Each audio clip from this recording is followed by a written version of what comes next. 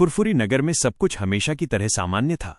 मोटू चायवाला की दुकान पर बैठा गर्मा गर्म समोसों का लुत्फ उठा रहा था और पतलू हमेशा की तरह उसे खाली पेट दिमाग की बत्ती नहीं जलती वाले किस्से सुना रहा था।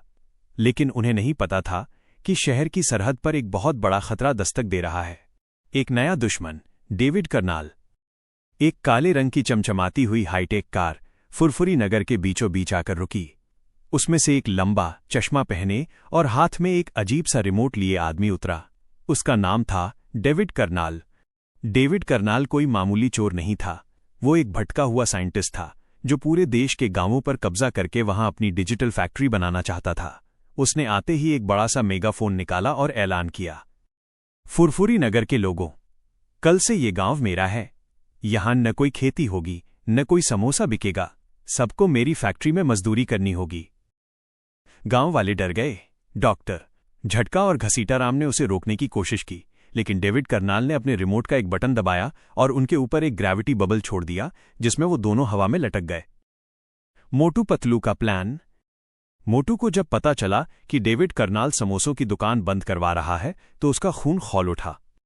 मोटू, पतलू, ये डेविड कर्नाल हो या डेविड जमुनाल, मैं इसे नहीं छोड़ूंगा। बिना समोसे के फुरफुरी नगर का क्या होगा? पतलू, शांत हो जाओ मोटू। डेविड कर्नाल के पास मॉडर्न टेक्नोलॉजी है, हमें दिमाग से काम लेना होगा। पतलू ने प्लान बनाया। उसने देखा कि डेविड कर्नाल का पूरा कंट्रोल उसके उस चमकीले रिमोट में है। अगर रिमोट हाथ से निकल गया तो उसकी सारी मशीन्स ठप पड़ जाएंगी।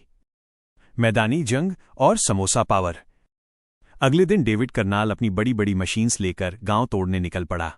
चिंगम सर ने उसे रोकने की कोशिश की। तुम्हें कानून के हथौड़े ने घेरा है, याई। लेकिन डेविड ने एक सोनिक वेव छोड़ी और चिंगम सर के सारे पिस्तौल के गोले फुलझड़ी बन गए। तभी वहां मोटू और पतलू पहुंचे। डेविड कर्नाल ने मोटू को देखा और हंसने लगा। एक मोटू आदमी मुझे रोकेगा? पतलू ने इशारा किया और चायवाला ने तुरंत एक पूरी थाली गर्मागर्म समोसे मोटू की तरफ फेंकी। मोटू ने जैसे ही समोसे खाए, उसके अंदर बिजली सी दौड़ गई। मोटू, अब देख मेरा जलवा। मोटू एक गोला बनकर डेविड की मशीन्स की तरफ लपका। वो उनसे टकराया और उन्हें खिलौने की तरह तोड़ने लगा। डेविड घबरा गया और उसने अपने रोबोट गार्ड छोड़ दिए। मोटू एक एक करके सबको धो रहा था, लेकिन डेविड ने रिमोट से एक लेजर नेट छोड़ दी जिसमें मोटू फंस गया। पतलू की चतुराई। पतलू समझ गया था कि डायरेक्ट हमला काम नहीं करेगा। उसने डॉक्टर झटका के एक पुराने इनविजिबल स्प्रे का इस्तेमाल किया और चुपके से डेविड कर्नाल के पीछे पहुंच गया।